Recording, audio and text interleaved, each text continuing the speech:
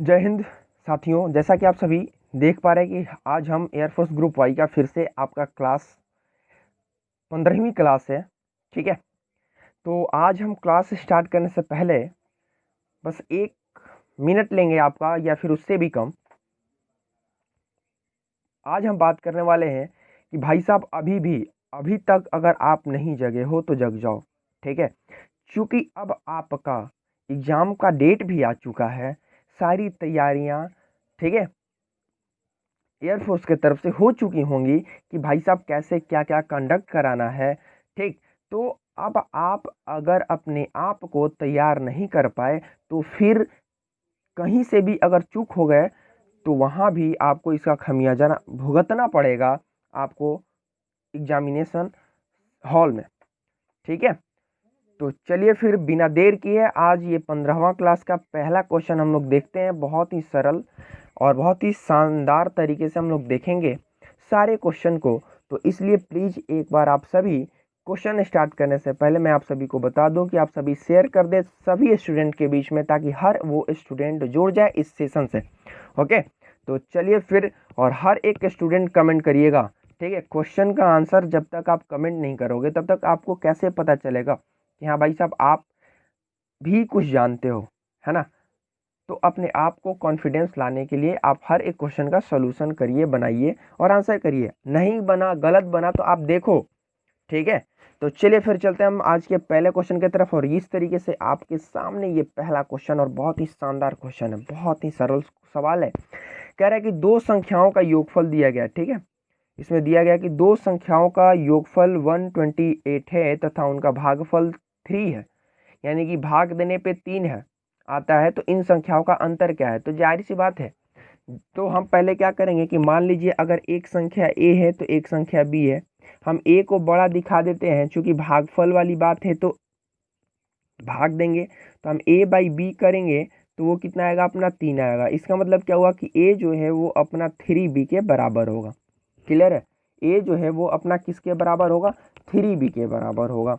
अब आप यहाँ पर समझना, ठीक है, अब आप यहाँ पर समझना भाई साहब, ठीक है, कि a जो है आपके 3b के बराबर है। तो अब यहाँ पर समझने वाली बात क्या है, समझना थोड़ा सा कि उन दो संख्याओं का योगफल 128 है। तो हम इसको लिख सकते हैं ना a plus b equal to 128 लिख देंगे।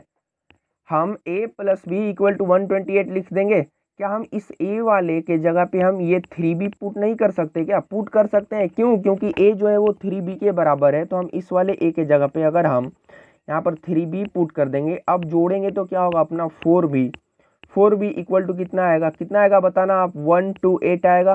तो b का वैल्यू कितना आएगा? तो 4 3 12 2 32 आएगा। समझना, जब 32 आ गया आपका b का वैल्यू तो a का वैल्यू कितना आएगा? तो 32 गुना 3, तो 32 गुना 3 कितना होता है? 96। तो a का जो वैल्यू है, समझना, a का वैल्यू आपका 96 आया। ठीक है, और आपका b का जो वैल्यू है, समझ लेना, b का जो वैल्यू आया वो आपका 32 आया। ठीक, अब पूछा क्या है कि इन संख्याओं का अंतर क्या है? तो 96 और 32 का अंतर बताना है।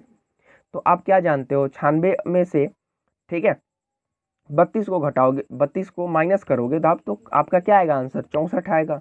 यानी कि option b is right answer. ठीक है, 64 ही आएगा ना, 4, हाँ 64 आएगा। ठीक है, तो इस तरीके से हमने कितने आसान भाषा में आपको समझा दिया ये प्रश्न को। ठीक है, तो चलिए फिर हम चलते हैं नेक्स्ट क्वेश्चन के तरफ। और मैं फिर से एक बार बता दूं कि आप सभी कमेंट अब करो। ठीक है, अब करो। अब मैं आपको सच ही बता रहा हूँ, अगर आप कमेंट नहीं करोगे तो आप में कॉन्फिडेंस नहीं आएगा। और जब आप में कॉन्फिडेंस नहीं आएगा ना, तो फिर आपके एग्जाम में ना आप ना बहुत कंफ्यूज हो जाओगे। ठीक है, और जैसे ही आप कंफ्यूजन जितना क्रिएट होगा ना, उसे निकल नहीं पाओगे। इसलिए अब आपको यहीं पर सारे कंफ्यूजन को दूर करना है। जितना कंफ्यूजन है आप लाओ, रखो, कमेंट करो। ठीक है, तो चलिए फिर चलते हैं हम लोग नेक्स्ट क्वेश्चन की तरफ। क्वेश्चन नंबर ये रहा आपके सामने 2। दूसरा क्वेश्चन क्या कर रहा है, आप एक बार आप सभी देखें और कमेंट करके बताइए। ठीक है, आप सभी देखें और आप सभी कमेंट करके बताइए कि इसका आंसर क्या होगा। फटाफट एक बार कमेंट करिए। ठीक है, हाँ कमेंट करिए। क्वेश्चन क्या कह रहा है कि यदि ए की आयु बी की आयु से 20% कम है, भाई साहब 20% कम है, ठीक है। तो भाई साहब 20% अगर कम है तो बी की आयु ए की आयु से कितना प्रतिशत अधिक है, समझना, चीजों को समझना। भाई मेरे देखो, ये हुआ आपका ए और ये हुआ आपका बी, दो व्यक्ति हैं, ठीक है। अब क्या कह रहा है कि ए की आयु बी की आयु से 20% कम है। ए की आयु किससे कम है, बी से कम है। तो बी को हम लेट्स सी यहाँ पे, चलो देखो यहाँ पे 100 करते हैं तो ए क्या होगा अपना 80 होगा, तभी तो होगा ना 20% कम है, 20% कम है, क्लियर। अब क्या रहा है कि तो बी की आयु, ये है बी की आयु, ए की आयु से कितना प्रतिशत अधिक है। तो जो जो 100 है वो 80 से कितना ज्यादा है, तो 20 ज्यादा है। किससे ज्यादा है, तो इस 80 से ज्यादा है। तो आप क्या करोगे यहाँ पे, ठीक है, आप प्रतिशत में बदल लो, प्रतिशत में पूछा है ना, प्रतिशत में दिया है, पूछा है 20 चौक का 80 और यहाँ पर हुआ आपका 25 चौक का 100, यानी कि 25%। देखिए 2 लाइन में आपका सवाल का आंसर आया, 2 लाइन में आपके क्वेश्चंस के आंसर आते हैं भाई मेरे, 2 लाइन में, और ये आपका 25 हुआ, ठीक है। आई होप आप सभी बहुत अच्छे तरीके से समझ पा रहे होंगे। एक बार कमेंट करिए कि आपको समझ में आया या नहीं, ठीक है, एक बार आप सभी कमेंट करिए।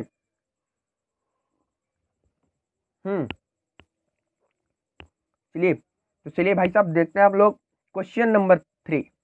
क्वेश्चन नंबर 3 बहुत ही शानदार है, जबरदस्त है, ठीक है।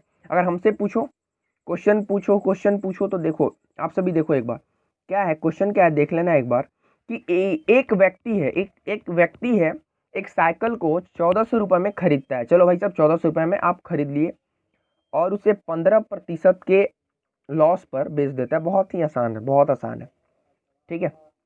देखिए एयरफोर्स का ना मैथ्स इसी तरीके का आएगा, ठीक है, एयरफोर्स का मैथ्स इसी तरीके का आता है, बिल्कुल टफ नहीं आता है, बहुत ही नॉर्मल मैथ्स होते हैं, ओके। तो 15% की हानि पर बेच देता है, तो उस साइकिल का सेलिंग प्राइस बताना है, ठीक है। 1400 में खरीदता है, 15% की हानि पर बेचता है। अब आपको क्या करना है, देखो अच्छा इस 15% को आप फैक्टर में तोड़ोगे तो क्या होगा, 3/20 होगा, समझना। इसका मतलब क्या है कि अगर टोटल वैल्यू 20 होगा तो उसका 15% 3 होगा, ठीक है। लेकिन अगर आपको जब प्रॉफिट होता है ना तो आप क्या लिखते हो, 23/20, समझ लेना। लेकिन अगर आपको लॉस होता है तो आप 20 में से इसी 3 को घटा देते हो तो 17/20 लिखते हो फैक्टर में, अगर लॉस होगा तो यहाँ से क्या चीज निकल के आया कि अगर अपना 70 बटा अगर हम 20 लिख दिए तो 20 का वैल्यू जो है वो अपना क्या दिया है, 1400, ठीक है, ये अपना 1400 है।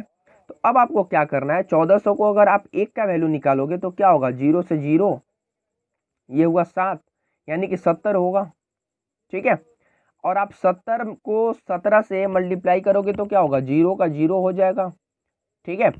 7×7 = 49, 9 और 7×4 = 11, 1190 आएगा ना, 1190, 1190 कहाँ है, option D is right answer. देखिए कितने सरल सवाल है, अब इससे आसान कुछ हो ही नहीं सकता, ठीक है। अब इससे आसान और क्या चाहिए बताओ, और क्या चाहिए। इसीलिए भाई साहब हम कहते हैं कि 1190 जो आया वो सरल हुआ, इस तरीके से नहीं सरल हुआ। अब आप जितने बच्चे हैं ना, अगर आप एग्जाम में बैठोगे तो आपको कितना समय लगेगा बनाने में, आप खुद ही सोच के देख लो। अगर जो ये सेशन को कर रहा है ना उसको कितना घंटा लगेगा बनाने में, बताओ, है सेकेंडों में सवाल वो बनाएगा, ठीक है। तो चलो फिर चलते हैं हम लोग नेक्स्ट क्वेश्चन, क्वेश्चन नंबर 4, जबकि हम बहुत स्लो चल रहे हैं, बहुत स्लो, बहुत स्लो है। देखो ये क्वेश्चन ना एक बार पढ़ो आप सभी, ठीक है, बहुत बेहतर सवाल है। क्या है क्वेश्चन में कि एक शहर में टेलीफोन का एक, पहले होता था ना शहरों में टेलीफोन लगता था, हम लोग आज तो सबके हाथ में, जिसके देखो 8वीं क्लास के बच्चे के हाथ में फोन है ना, वो भी एंड्रॉयड, है ना।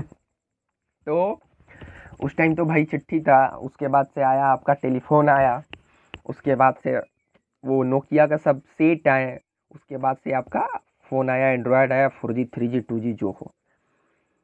तो आपके क्वेश्चन क्या कह रहा है कि एक शहर में एक टेलीफोन का बिल प्रति कॉल, उसका एक नियम है, रूल है कि अगर आप 100 कॉल, देखो अगर आप मान लो 99 कॉल बात करते हो तो आपको 50 पैसे पर कॉल के हिसाब से देना होगा। अगर आप 50 कॉल बात करते हो, ठीक है, यानी आप समझ लो कि 50 मिनट सोच लो, तो भी आपको 50, इसका मतलब है कि फर्स्ट 100 कॉल के लिए उसे 50 पैसा देना है, ठीक है, समझना।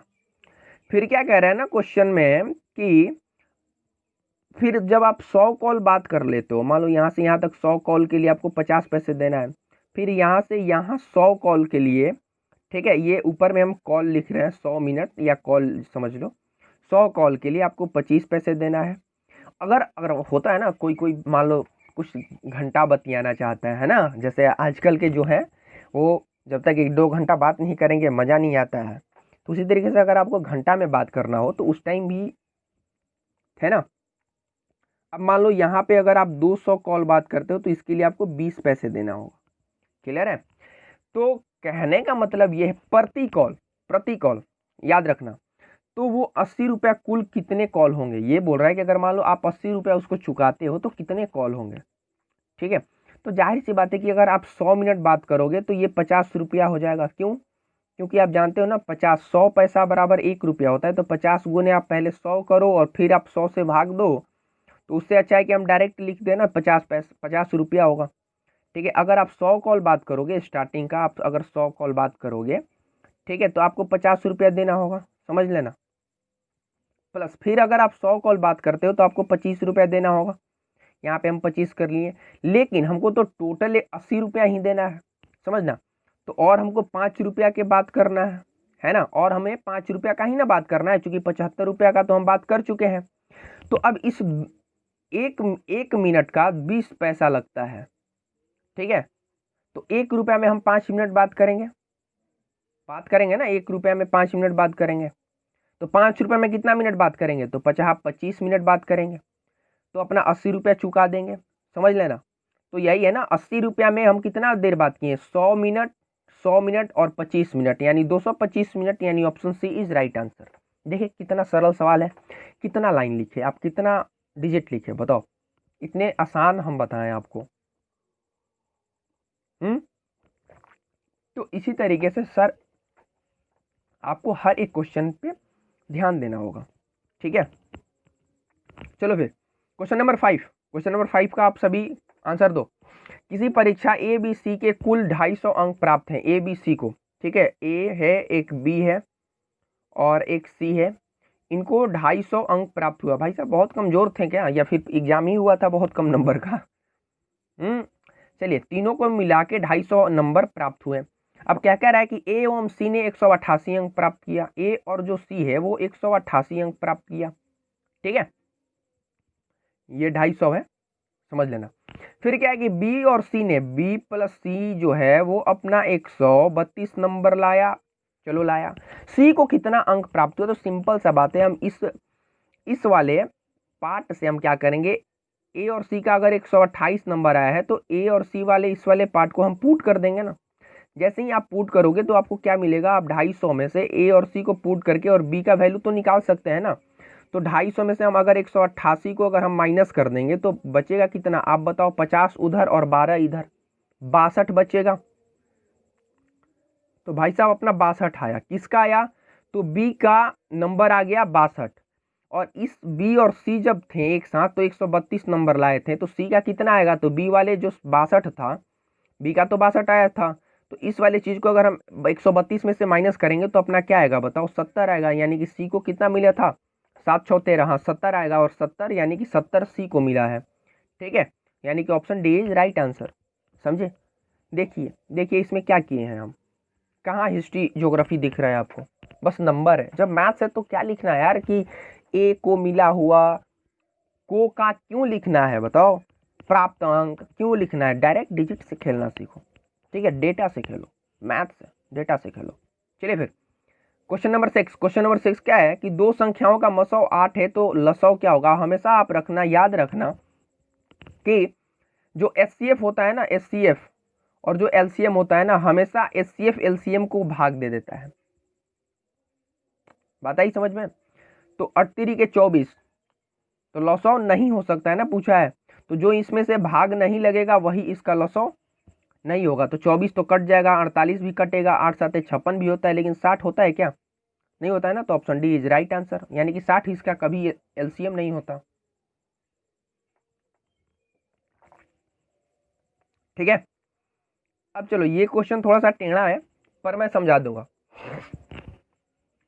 क्वेश्चन क्या कह रहा है कि 1/4 1/6 और एक और अन्य भी नंबर है, फ्रैक्शन है, भिन्न है, जिसका औसत 1/12 है। तो आप ऐड कैसे करोगे? जब भी एवरेज देता है तो टोटल नंबर से आप मल्टीप्लाई करते हो, तो 1+4 1+6 प्लस एक्स इक्वल टू 1/12 गुने 3, यानी कि 3 से ये 3 4 हुआ। देन एक्स का वैल्यू कितना आएगा आपका, तो आप बताओ 1/4 और माइनस, ठीक है, 3 2 5, यही होगा ना, 5/12 हो जाएगा। ठीक है, आप इसको ऐड करोगे तो 6 दूनी 12, 2 4 3 12, 3 2 5। ठीक है, और फिर आप यहाँ से अगर आप तोड़ना चाहोगे तो क्या होगा आपका -2/12। तो x का वैल्यू कितना है आपका -1/6 आएगा। ठीक है, समझ लेना, x का वैल्यू कितना आएगा आपका -1/6। अब क्या कह रहा है कि आपको अज्ञात भिन्न को प्राप्त करने के लिए 1/4 और 1/6 के योगफल में से कितना घटाना होगा, आप बताओ। तो इन दोनों के योगफल में से कितना घटाना होगा, तो आप क्या जानोगे, यही है ना अपना, क्या आया है x का वैल्यू कितना आया है -1/6। अब आप यहाँ पर देखो कि 1+4 + 1+6, यही है ना कि इन दोनों के योगफल में से कितना आपको घटाना है। तो मान लो हम यहाँ पर y मान लेते हैं, -y करते हैं, तो मेरा -1/6 आता है। तो ये वाले y के पोर्शन को अगर हम इस साइड लेके आएंगे और ये वाले को हम इस साइड लेके आएंगे, तो क्या होगा 1+4 + 1/4 + 1/6 + 1/6 अपन y, यही y वैल्यू होगा। ठीक है, तो आप इसको ऐड करोगे तो क्या होगा, 6 दूनी 12, नीचे में 12 हो जाएगा, 4 3 12, 6 और 6, यानी कि 6 दूनी 12, 6 दूनी 12, 2 2 4 और 3 7, 7/12, यानी कि option c is right answer. ठीक है, option c is right answer for this question. फिर अब हम लोग नेक्स्ट क्वेश्चन की तरफ मूव करते हैं, और नेक्स्ट क्वेश्चन क्या कह रहा है समझना।